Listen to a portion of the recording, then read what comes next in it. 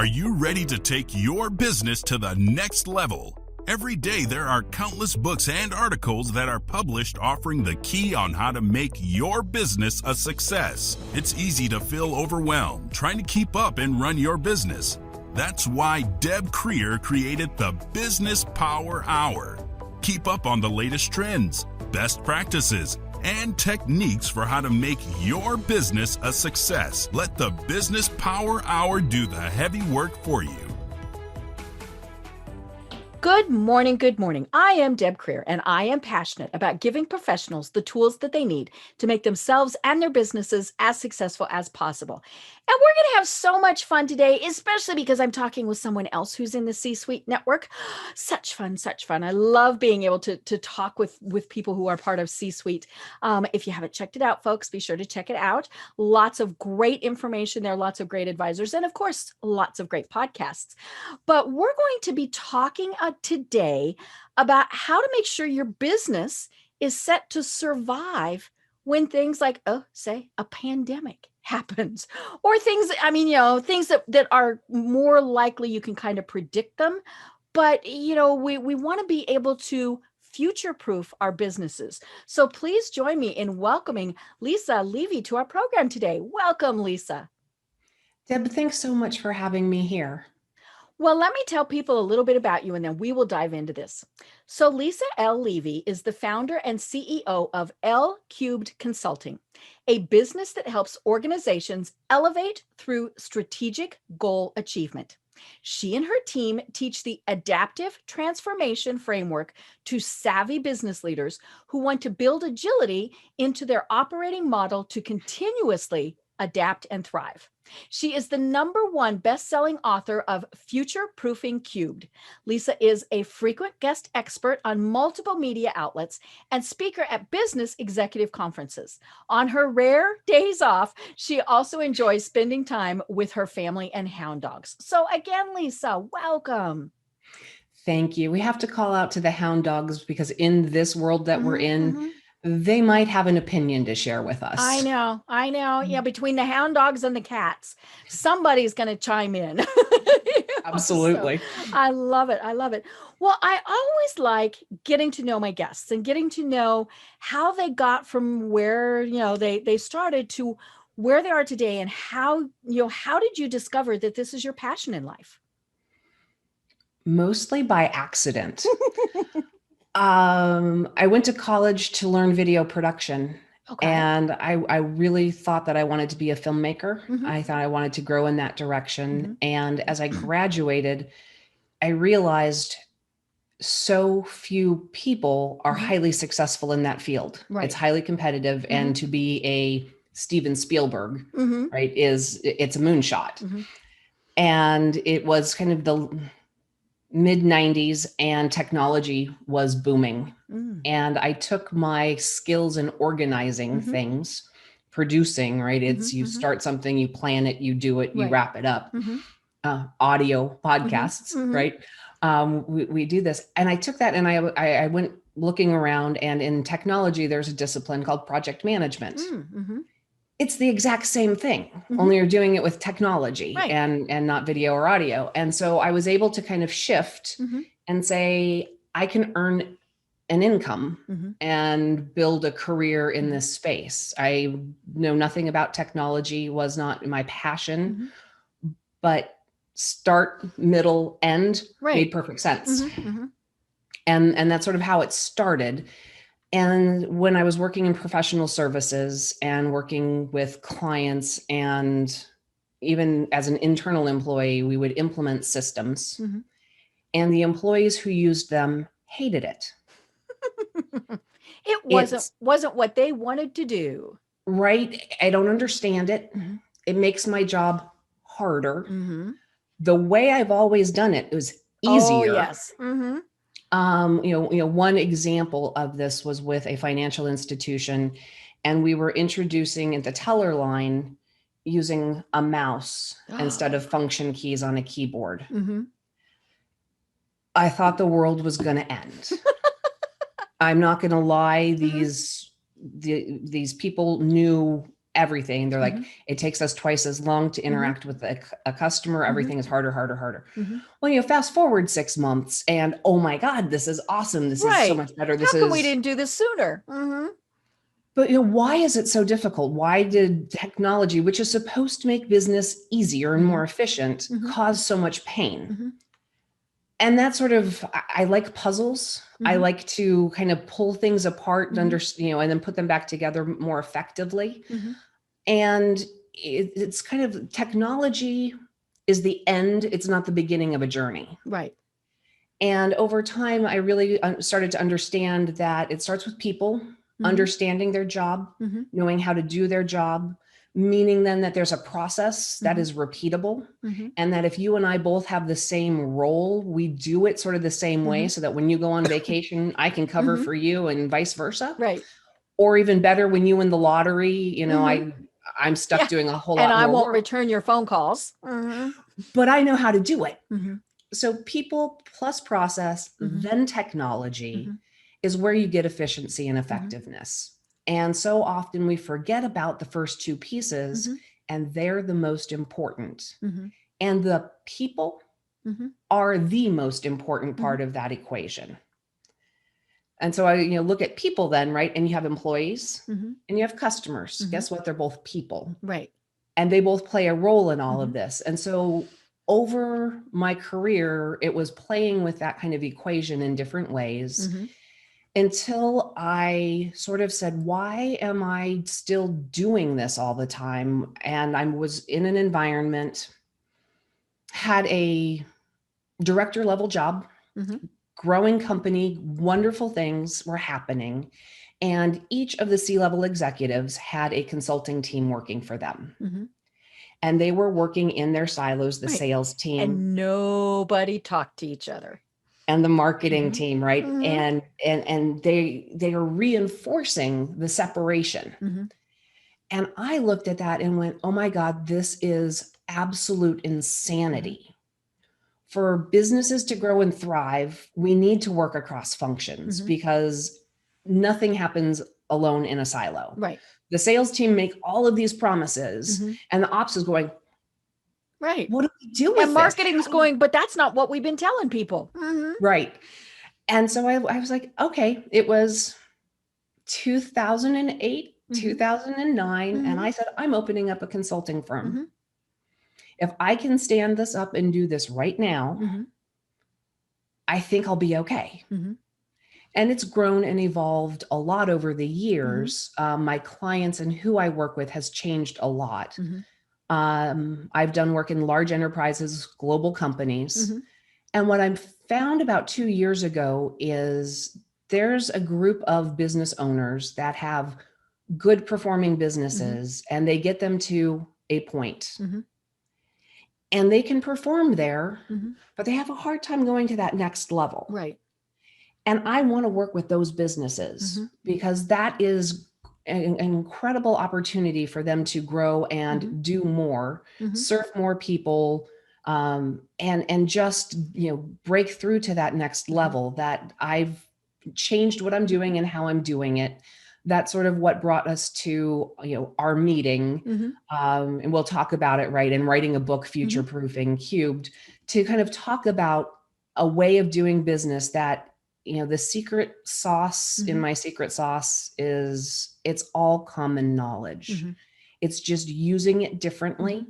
And with that mindset of becoming, leading with agility in our management style and leveraging things that we know, but really using them cross-functionally and breaking those silos in large organizations. These concepts exist as business functions. Project management, process and performance management, internal controls, and organizational change. Large corporations build large teams of subject matter experts in these areas. And guess what? They reinforce silos as much as anybody else. Right. Adaptive transformation takes all of these things and we go horizontally through the organization. We teach some basic skills and capabilities because I honestly believe, and I'll go with project management because that's where I started. It's not rocket science. It is understanding that there is a problem or an opportunity that you're going after, planning how you're going to achieve it, doing the work, correcting along the way, but getting to an end. People understand start something, finish something. Right. And whether you are a payroll clerk or a software developer, understanding along the way that you're going to do projects, and sometimes they may just be yours to lead, and you don't have to go and be certified and have all the education. If you just understand some basic skills and you have some basic capabilities, we can do a lot. And as we seed that in with the other practices, as executive teams have, in the best of times, right, brilliant new ideas, grand vision, and we're going here. Right. The teams can say, absolutely, we can plan to get there. And you don't have to invest in an infrastructure of people who lead you through something you can do for yourself. The other part that I want to talk a little bit about is that organizational change component, because that's the people. We are naturally resistant to change as human beings. Right. It's scary. Right. And we like routine. We like the consistency of kind of understanding these are the things that I do, and and there's a flow and a rhythm. And when they get blown up, we pull away and we withdraw. And then we start to say no. Can't do it and that so, way. No, but we can actually, think differently. We have the ability to learn how to embrace uncertainty. And as the best of times with the vision, the worst of times with the pandemic, right? Everybody was sent home to do work. I was with a client organization as that was happening, and they had to send their call center home. Oh. The call center agents were in the office employees. They didn't have laptops. They didn't have connectivity. They didn't have, nor had they ever done work without a floor supervisor walking around, right? Yeah. Mass panic. But they didn't have a choice. They had to keep those phones open, and they had to had to be there for their customers. They were ever present. That is a huge lift. And that is a lot of fear and uncertainty. And, oh, my 3-year-old is wandering around and the dog is barking in the background. And we have all learned how to adapt in the last year because we had to. But what if we had been ready to do that? Right. What if our people were prepared for, there is something that's coming. We don't know what it is, but when it happens, we're there. We'll do it. Right.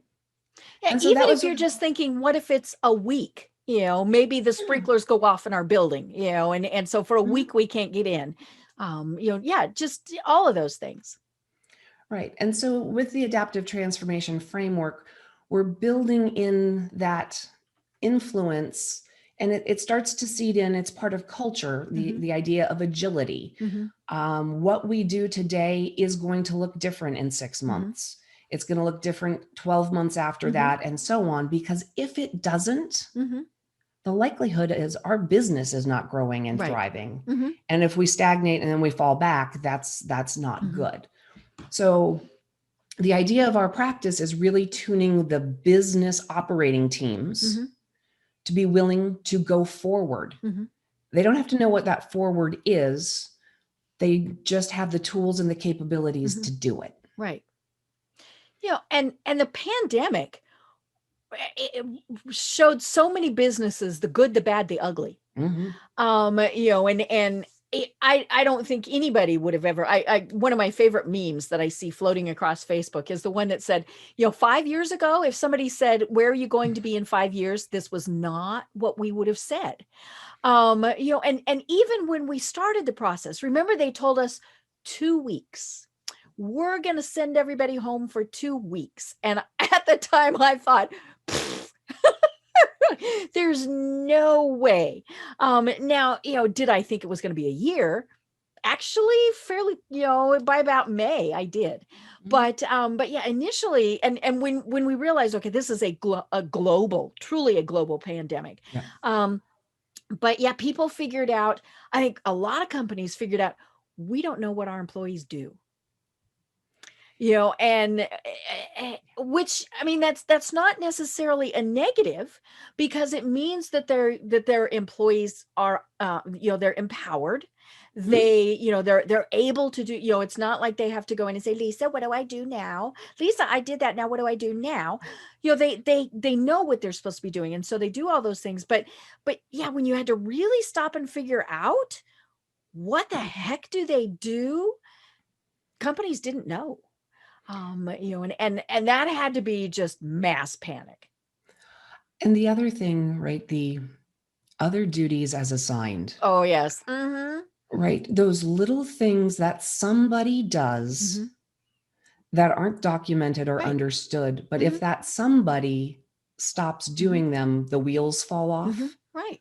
Right. How do we make these things more prevalent and make sure that they're understood? And you're leading me into this conversation, and I love the process portion of it. Right. Understanding what processes are, having some documentation and understanding, right, has all sorts of advantages for a company. It helps you onboard new employees, backfill and cover when, somebody's out, when they have COVID and, you don't know what's going to happen, or they win the lottery and they're poof, gone. Right. It's good, but it's not the answer to everything, because it's almost impossible to always have it actually totally current and up to date. Right. And there's always a handful of those little things that somebody does that makes everything work. But having some of it is better than having none of it. And looking at it, regularly to kind of fill in some of those gaps along the way is important. But it also helps you identify and see the gaps between teams. Right. And so, I will happily evangelize the power and the necessity of having process. And then I will also tell you that when a year like 2020 happens, you also have to feel comfortable enough with your people and your ability to empower them to say that, oh, by the way, all of this process stuff doesn't work right now. Right. Yeah. And that's okay. And it allows us to make decisions. And, there are some clients and some, situations over the last year where we had built really comprehensive policy, process, procedures. We had internal controls so that we could mitigate risk to the organization, minimize the, possibility of fraudulent activities. And we've done all of these things, and they're very important things. And guess what? It slowed down their ability to get PPE. It slowed down their ability to do things that were a little bit different. And I said, it's time to stop doing all of those things, because you need what you need. And, are you concerned that somebody's trying to game the system? And, and they're like, no, we just need our stuff. I said, well, then get the stuff. Right. So, as much as I will go down the path of, you've got to have the structure to play with and understand so that you know that the right things are happening for the right reasons. As a leadership team, you also have to be confident in those people that when the time comes to say, we're throwing the rule book out, you throw it out on purpose. Right. For, a duration of time. And then when you come back to it, you apply lessons learned. Right. Yeah. You meld the two. Right. How did we do things faster? Were they more effective? Should that be our go forward? And have that. So, right, I've already talked a little bit about how with our consulting practice, we influence culture and the idea of being agile and that agility. We're also building that mindset of continuously improving. And so we do need to look at what happens, handoffs between teams, again, right, cross-functional, understand where there's value add and where there's waste. And, waste is time, money, energy, your patience, right? Where are those points? And it's a continuous journey. Mm-hmm. There is nothing that is ever 100% Mm-hmm. baked and complete. Right. Unless you're using robotic automation. And Right. even that Even gets that. tweaked over Mm-hmm. time. Right. Yeah, because I mean, some of that is okay. What if the power goes out? Mm-hmm. And I mean, yeah, I mean, there's just all sorts of things that, and many of them people really just don't stop and think about, because it's never happened before. Mm-hmm. And and so it's, yeah, I mean, there's never been a pandemic. There's, for some people, there's never been a flood. There'd never been, all sorts of things that, it has never happened. Yeah. But when you have the basics, then you can deal with the big stuff.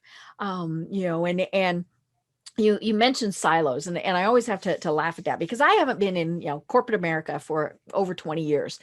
And silos drove me nuts. And I still deal with silos, right? Because I'm working with companies, and you've got this department and this department and this department, and never do those departments talk to each other.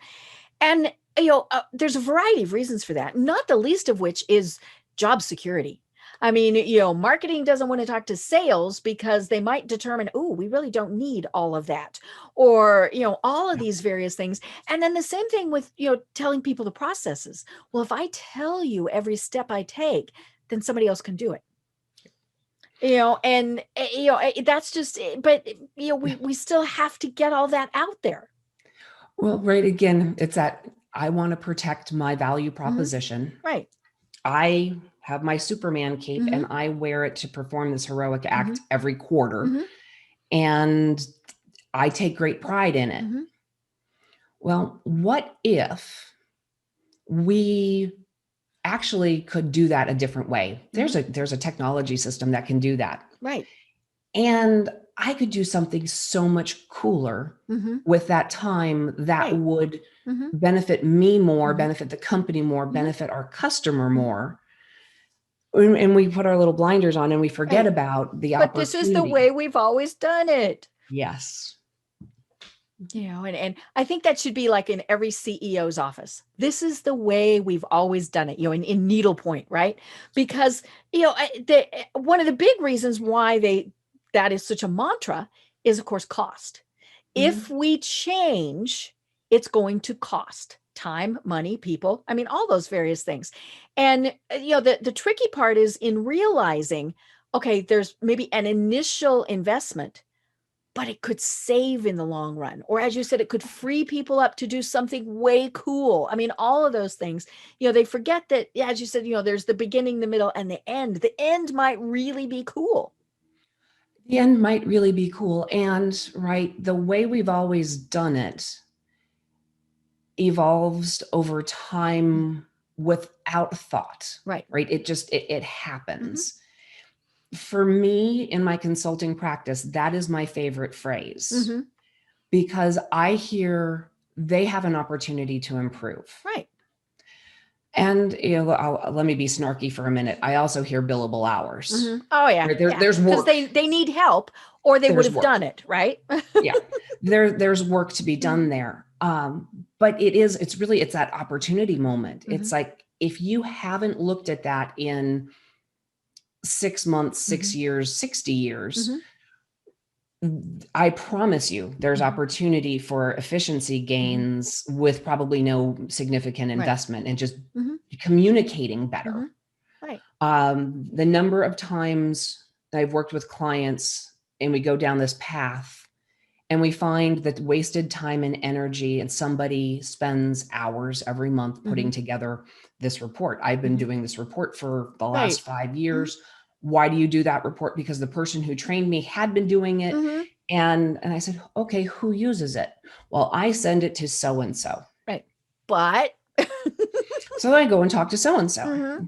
Okay, Deb, every month you get this report. What do you do with it? I file it. Yeah, I print it and it goes in that file folder over there. Or maybe I forward it, but I'm not real sure. Right. And you start to, you just start peeling the onion or pulling the thread. I can kill an analogy. But as you follow the trail, right, and you look at the time that I invested doing it meant I needed something from somebody else. And right. And you say, okay, every month we're spending 100 hours on something that has no value to anyone. Right. How crazy is that? And those things manifest so quickly in an organization. I was talking with a group, younger company, been around for fewer than 5 years. Well, that's the way we've always done it. Yeah. It's already there. What? It's already there. Why? Well, because that's the way that, Bob said we had to do it.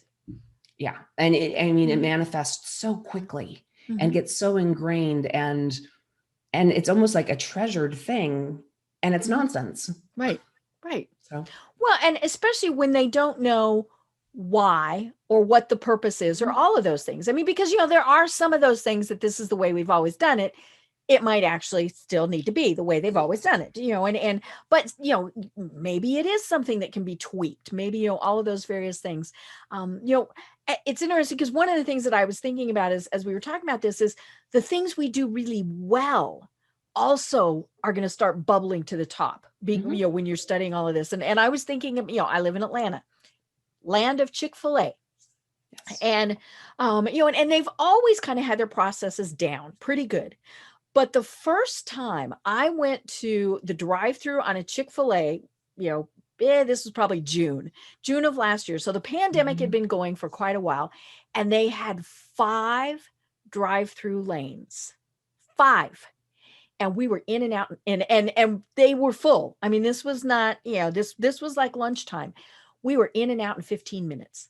I mean, you talk about a well-oiled machine. And so clearly what they did was they went, okay, we're good at this. How can we expand it?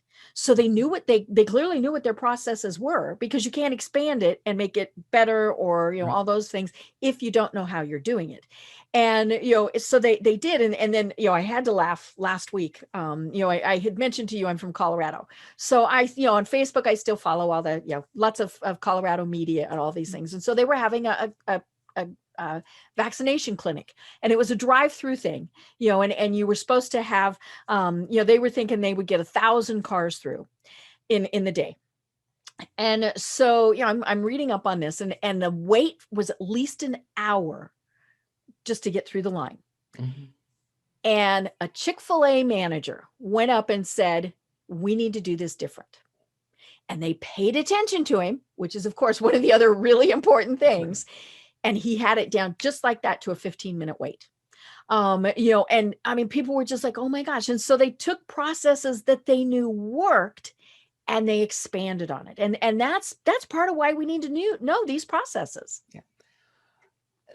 Innovation out of necessity has been, another theme, right? That's the positive theme coming out of 2020 in the restaurant world.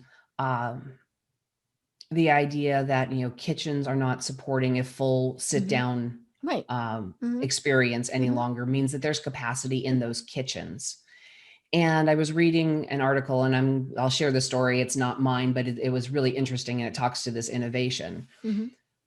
A restaurant ownership group in the Phoenix Valley. They have several large restaurants, and they have capacity in all of their kitchens. So they are lighting up 4 online brands for delivery only, but they're serving them out of those existing kitchens. Right. Using the same basic ingredients that they have for their regular menu. And one is an Asian theme, one is an Italian theme, one, whatever. There was like 4 or 5 of them, just packaging recipes in slightly different ways than their normal menu, but getting their kitchens up to 100% capability and driving revenue in new and different ways because they have the staff. They don't need servers, and, they're turning it on, and it's innovation in real time. It's beautiful. Yeah. I mean, to see, and obviously it's very tragic for the businesses that have closed. And especially hospitality. I mean, that just, that really did come to, mini crashing, halts right there. But, to see the ones pivot, right? That was the key word. That's the big word. So, when they looked at it and went, hey, let's do this different. that was what was so cool about it. And mainly it was restaurants. I mean, they were the ones that went, okay, well, we're going to have to deliver, so our servers are now going to be our drivers, all of these various things. And I'm sure that there was an awful lot of, as my mother would say, wailing and gnashing of the teeth, because that's not the way they've always done it. But, it was okay. We can either switch or we can close. And that's what it came down to. Absolutely. And, these aren't new things, right? This experience, that's kind of driving our conversation with the pandemic is unwanted disruption. But there are business disruptors out there who disrupt in a very positive way, right? The growing the business. Towards the end of last year, one of the really interesting ones that I was watching, and I'm going to roll it back to the beginning of the story, right? In the 1990s, when you were on your way home from work on a Friday afternoon, I'm going to wager that sometimes you stopped at Blockbuster to try and pick up a movie. Right. Wanted the new release, needed entertainment for the weekend. I planned my Fridays very deliberately to try and beat the rush. Because you didn't want that empty box. Oh, that's so frustrating. And then what are you going to do, right? Right. That's your entertainment for the night.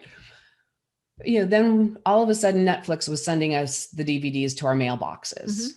Then they were sending it to our computers. And now we have streaming devices, our TVs, our game players, or whatever, right? The streaming media that we have access to is just mind-boggling.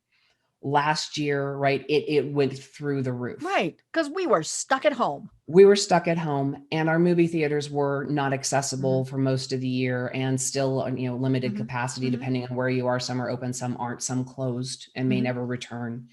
Right, the industry, entertainment changed, but there are still innovators out there. And I don't know what you were doing for Christmas, but HBO Max and Warner Brothers partnered and released Wonder Woman on Christmas Day, live in theaters or streaming to your home through the HBO app. Yep. Revolutionary. Forward thinking enough that they, the deal is designed Warner for, carrying through 2021, one movie a month, co-release with HBO. Right. That is innovating on demand and disrupting within the disruption. So there are great examples of good things that are happening too. And I really want leaders and business owners to be on that leading edge, the ones who are choosing to disrupt for their customers' benefit, for their business growth, and not the, kind of reacting on our heels because something happened to us. And that's, the passion that I find in what I do is getting to that point and helping others be there. Yeah. One of the things that it has definitely shown is who our good leaders are, leader, manager, whatever you want to call them at the businesses, because we all had the micromanagers who all of a sudden had nobody they could micromanage, right? And there were people that they said, well, we can't send people home to work. How can we manage them? They'll screw around. And I said, if you don't trust them at home, then you probably didn't trust them at work either, right? There was something there. And so, this is probably not a bad thing, but, and I think we discovered that, oh yeah, that person really was the leader, even though they didn't have that title, but they were the ones who, and so I think that's been one of the fun shifts to see is, where they've, really figured out, oh, this is how things have been working around here. And I think that there are superstars who are visible in businesses that weren't before. They may have been shielded from view because somebody else was taking credit. And there's nothing worse than a bad boss. Right. And we could have a whole nother hour on that topic alone. But I think that there are people who are rising up and showing, hey, I've been here all along and, let's do more. And that they can really be valued for their true contribution and are, showcasing strengths that people may not have known they had. And these are the things we need, we need to celebrate. There was a lot about the last year that's been very taxing and draining, but there are great things that are happening. Right. Also. Right. Yeah. And we talk about knowing how things function at your company.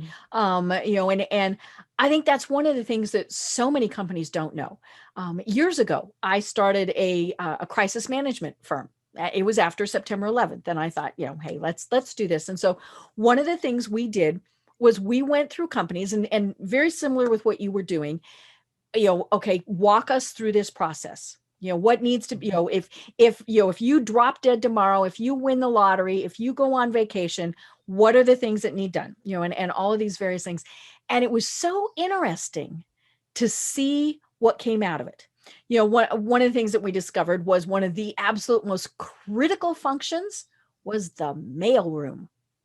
And, and everybody's like, well, those are the lowest paid people. And we're like, yeah, but if they don't, and this was, when we discovered this company, it was an insurance company. We said, but if somebody's not there to get those checks so that they can be deposited in the bank, there's no company. And they all went, oh. And then, one of the other ones that we were talking to the legal team, who mysteriously were downplaying their roles. Most of the time, you're thinking, and they did, anybody can do our job. Yeah. And, and then one said, well, there is that report that we file every month. And we went, oh, report? And they said, yeah, it's a report that goes into the state. We said, okay, what happens if that report doesn't get filed? And they said, oh, the company ceases to exist. We went, okay, that would be a critical type of thing. But it comes back to, that was something that they always did. They knew it had to be done on the last business day of the month. They just, somebody did it and it filed and away it went. And so they didn't even think of it as critical anymore. It was just, okay, the last day you file it and away it goes. But yeah, it would have stopped the insurance license, whatever you had to operate in the state. But it was so funny because they didn't think of it as critical. Of course, everybody else did, and yeah, so that's where it's fun to delve into those practices and those, and see, oh, this really is what's going on. And for those who were worried about their jobs, it's exactly what you were saying. People are like, oh, you did that? Oh my gosh, holy schmoly. And so that's what's cool about all of it. Yeah, it is. You were telling that story, and I was thinking back to an experience earlier in my career, actually working for one of our C-Suite Network Hero Club members, not at the time, but is now. We did, disaster recovery planning. Lots of businesses do it. You did it with the crisis management team, but the corporate office headquarters for this company is kind of at the end of a runway at an airport. So our disaster scenario was the plane crashes into the building. There's no building. What happens? These are important exercises to do. There, we don't necessarily want to think about them, but these events can come from anywhere. And that was very much from a technology perspective. How did we keep that business running? But, this idea of being ready for the unknown, it is important. And that legal team, I'm willing to wager that the executive, the CEO, owner of that insurance company did not know that there was a report that had to be filed every month or their business would cease to exist. Had no idea. Yeah. And then we discovered the little things, right? And some of that is kind of that human interaction thing. I've heard so many people say, and we've probably gone through this ourselves too, is to not have those face-to-face communications, to not be able to say, hey, just show me on your monitor real quick. And it's like, oh, okay, I have to do a Zoom. I have to share my screen. Wait a minute. I don't have the most current software. When, a year ago, you walked over to their cubicle and they went doink, doink on their monitor. And that was it. And so I think that's the other thing that we're discovering is how much we need that interaction. And now we're having to figure out, okay, if we're not going to have that, how do we function? Definitely. And, I firmly believe that the need for face-to-face, in-person interaction is real. I mean, we're just social critters. We're social creatures. I pride myself on being an introvert and that I can just hole away in my space and I am happy as can be. It's been almost a year and I'm losing my mind. Right. Oh, yeah. I want to go out and interact and be in social situations. We get a lot of that interpersonal interaction at work and with the people that we work with. And it's great that we can Zoom and we can do these things. There's going to be a future state that is a hybrid and people will be remote some of the time and there will be places to go. I don't know that the traditional office will return quite the same way. Thinking about cubicles and social distance and things, I think everything's going to change again. I don't have any great insight into what that looks like, but I'm curious about how that's going to come to be. Because I think it's going to be better. People aren't going to go to their cubicles and hide away and do stuff and maybe occasionally have some interaction. People are going to come together in person with a purpose. Right. Because they might only be in the office 2 days a week. And it's going to be planned and with a reason and an outcome. And I think that we will become more efficient and more effective in how we interact. And I am curious to watch that evolve and see how that takes us forward, because I believe it will. Right. Yeah. I mean, there's so many companies that I know are probably going to go, we don't need this 1,000 square foot office. It's maybe we need a little space where people come once a week or whatever. Once they got everybody technology. I mean, that was the thing is everybody so many people just you were there on Friday and Monday you weren't, and if you didn't take what you needed home, you were in trouble. And I mean and so once that kind of got itself settled out, and that took a while because especially I home office was not a big deal for me. My husband does not home office, so he had to set up a home office, so we didn't have anything. And they were able to go in and get equipment and all of these various things, but for so many people, they really, they're still at their kitchen table having to, because they didn't have space, and they've got, the 4-year-old and the 16-year-old and, and all of these various things that are around them. And so, but it has settled. I think we, finally in about August, I think we all went, okay, fine. This is what it's going to be like. And we figured out, okay, this really is how we're going to function. But, to come back to what we've been talking about, now it is figuring out, okay, what are the next steps? How do we continue with this if we can't ever go into the office again, or if we only go in once a day or, once a week, all of those various things.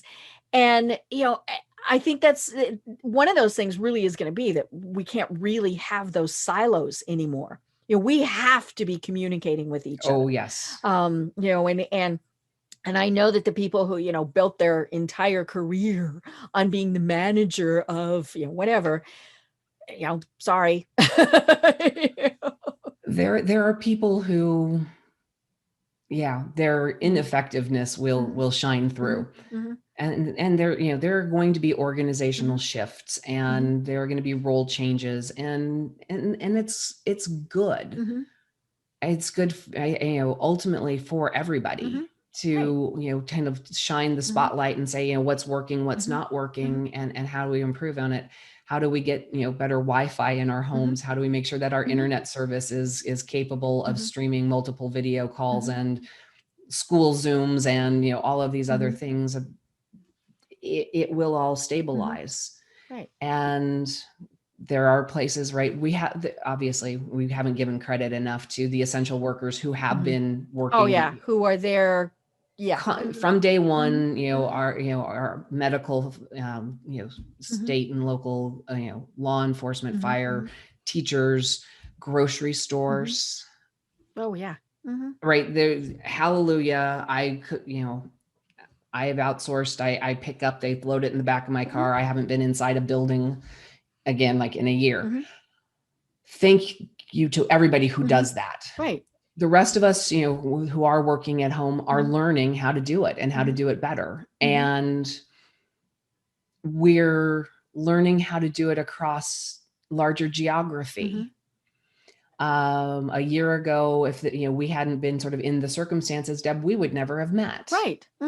Right. We wouldn't be having this conversation today because our world in this space has afforded us to meet new people and have different interactions in ways that we didn't before. And that's all good stuff. Right. Yeah. I mean, the way we have adapted in so many ways has been so cool to watch. The last in-person networking thing I went to was March 12th. Of last year, and it was, I just looked out of curiosity on my calendar to see what it was. And, and the last meeting I had with somebody was like the week before that. So, we're coming up on a year of functioning totally different. But what we've done is, as you said, we've expanded how we do business. We're doing online. I'm doing far more. I'm trying to do at least one a week. It kind of averages out, more C-suite events, and that's been one of the things that they adapted. They started adding more events, and a lot of organizations are, later on tonight, I'm going to be doing this thing, and it's, I just can't even imagine how this is going to be. So this is through the University of Colorado, which is, I'm an alum. My husband is an alum of CU, and we are going to be participating, just watching, what they call the 3M. And so these are doctoral students defending their thesis in 3 minutes. And, and now they still have the full defense and all of those various things. But this is, this cool thing where they're condensing it into a 3-minute quick presentation. You never would have thought of this a year ago. I think this is going to be one of the coolest things. I'm a big college sports fan. We actually, even though we live in Atlanta, still have our Colorado football tickets. Hopefully we get to go to games again at some point. But, so what we've been doing is virtual tailgates. Those are great, but the cool thing is I'm here in Atlanta participating in stuff that's taking place in Colorado. And we're seeing that happening, whether it's business, whether it's fun, the school programs. I mean, I was talking to somebody the other day who she was telling me, oh my gosh, I'm taking classes at Harvard. I'm like, really? What are you taking? She said, I don't care. They're just online classes. I'm taking them at Harvard. The fact that universities have had to go, okay, we're going to do e-learning. And so we can do that. Somebody from, foreign countries can be taking these classes. We can be taking classes, from schools, that are in, wherever else in the world. To me, that's been so cool to see how we all kind of went, and then we went, okay, now what can we do? How can we grasp this? And that is one of the coolest things. That's what I just love seeing everybody doing. Absolutely. And and conversations from a business perspective for me, right? To do business outside of Arizona, you get on a plane, you go, you have a couple of meetings, maybe you sign a deal, maybe you don't, but there's a lot of time invested in getting that, and time, money, energy. We can have this kind of conversation, it takes as long as the conversation takes. And, there's no travel time, and there's no, overhead of that experience. The last in-person experience I had was with the C-suite network. It was my first experience with the C-suite, and you jinxed it. This is you. It was March 3rd or 4th. I was in New York recording my bestseller TV interview for my book launch. And that as I was leaving JFK, the news was reporting the first cases of coronavirus in Manhattan. And so, yes, I have weathered this experience with the C-suite network and watched that evolution. It's been just fantastic. And it really is cool, that we're adapting that, but we're also, part of that too is we're also discovering, oh my God, how much time we wasted. And especially in things like networking, Yeah. You drove for at least a half an hour, you chit chatted for 45 minutes or so, you ate, you saw maybe hopefully a good program, and then you drove for another half an hour. So, all of these things that were half a day out of your day are gone, and I'm not sure I'll ever really go again. I mean, I used to do a networking thing like that once a week. And part of that was, I mean, I just enjoyed it. Clearly, I am a social creature. And so I like getting out, there's only so much my dogs and my cats can, achieve for me. But it's like, oh, I miss seeing the people, but I don't miss anything else about it. If it's, if I want that education, that program, well, that person's probably doing a webinar or they're doing a podcast. And so I can watch it there, or somebody else, and so, yeah, business as usual is gone. And that's what's going to be fun to see, is how everybody really changes. I want to approach everything as sort of an experiment, because I don't know what all of the outcomes are going to be. And so, yes, I am very curious to see how we adapt, how we thrive, and, kind of what comes next, and how we're better prepared for the next thing, because it's out there. Oh yeah. Yeah. And I mean, that's the thing that I think people tend to forget is, yes, the pandemic was a big thing that, that happened, that really did affect everybody. But,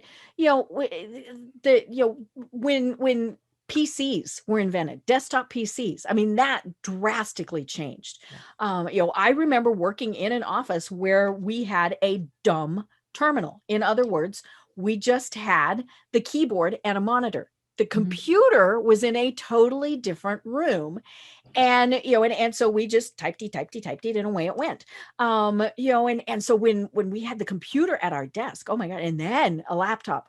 Remember the first laptops that you could not carry? I mean, Yes. I was like, I'm sorry, a 20-pound computer is not what you're going to be carrying around. And you want to go further back, as he said, hello, it's called the Industrial Revolution. So, we have taken these things and changed as we've gone. And yeah, there have been some things that haven't worked, but we've adapted and we've gone on. And I think that's what's fun about this, is seeing that. But it comes back, though, to exactly what you do, and that's making sure people know those processes and everything that goes into it. So when something happens, it's easier to make that change. Absolutely right. You want to, that agility in management and leadership is important, and being able to make those changes. But when we get good at it, then we get to start anticipating, right? So then we're leading into it. And it's a good and wonderful thing. I mean, I'll throw the obvious names, right? Elon Musk, Jeff Bezos. These are people, Richard Branson. These guys do this naturally. It's how they're wired. That doesn't mean the rest of us can't learn. No. And so, yeah. Yeah. That's and that predicting, knowing, okay, well, we've done this and this is this with technologies. Therefore, the next obvious thing to happen would be this. I mean, maybe it's flying cars, maybe it's, whatever, you just kind of know this is how things are going to happen. And, and that's where those visionary people, they're continually taking in that information. They're reading, they're consuming all of that. And so it doesn't just leap up and hit them that, oh, okay, well, everybody's going to have electric cars now. Really? Since when? So, but cool. Well, oh my gosh, this has been so much fun. And we only have about 5 minutes left. I want people to see your book. So you have to be Vanna, because I just have the digital version. So show us your book. It's called Future Proofing Cubed. And, it's a great book. It's got great examples. When you read through it, and it doesn't matter if you're a very small business, even a one-person business. I mean, I'm basically a one-person business. There were things as I was reading it that I thought, oh, I should be thinking about this.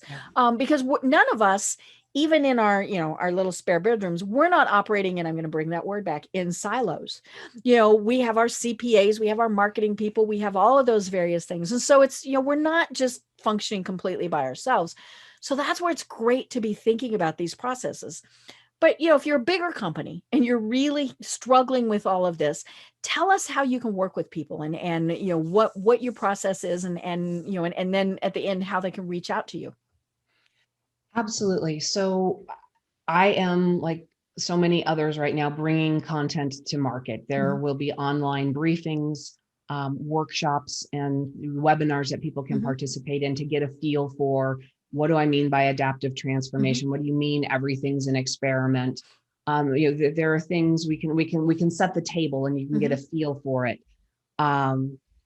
And then there are, you can always, and I'll give you all the links, you can reach out and have a conversation with me, schedule time with me. It's my calendar. I'll give you the link. It's all there. And just have a chat, right? Because in the book we talk, I use the analogy of a Rubik's Cube. Right. Which I could never, ever do. Our business, right? It's a puzzle. But we have all the pieces more often than not, right? It's just a matter of twisting and turning and getting things aligned. And, sometimes we get part of it. Wow. But there's still all of that other stuff. And, we're really trying to help make sure that we get all of the pieces aligned to do what they're supposed to do to add value. I am very available and easy to find on LinkedIn. Search me by Lisa L. Levy. Which is why it's Lcubed. The website is lcubedconsulting.com or lisallevy.com. It all starts with a conversation, and we can then go through, a quick assessment to get an understanding of your business, kind of strategically, operationally, tactically, what's happening with your people, process, technology. And I will give you actionable intelligence, whether or not we do work together, but through kind of our conversation and our assessment, I will hopefully, I will give insights that anybody can use and take to their business and add some value. Right. And actually, I think now is the perfect time to be doing all of this because we're having to redo it. So why not make sure that we're doing it correctly so that we really can go forward? It's a really nice little sanity check. It is. It is. Well, again, you're at lcubedconsulting.com. So it makes it really easy. Just think of the 3 L's. So lcubedconsulting.com. This really has been fascinating. And we'll have to do this again when we're back to normal. Right. There's no normal. We know that. I tell people it's normal. It's the new normal. And that only lasts for a while anyway. But we'll have to chat again to go through and really see, how people are surviving, and what's now. And so, maybe in 6 to 8 months, we'll do this again. But until then, do you have any final thoughts for everybody? I guess my final thought is we can go beyond survival. We can adapt and thrive. Businesses are doing it. Businesses did it through 2020. And that idea of agility and leadership is that crystal magical thing. And if we can lead from that place authentically, where we really are willing to consider that tomorrow is going to be different from today, we can do just about anything we want with our businesses. I love it. I love it. Well, I've been having a wonderful discussion with Lisa L. Levy. I'm Deb Creer. And until next time, everyone have a great day. Tune in for our next program for even more trends, best practices, and techniques for how to make your business a success. The Business Power Hour, hosted by Deb Creer, is proud to be part of the C-Suite Network.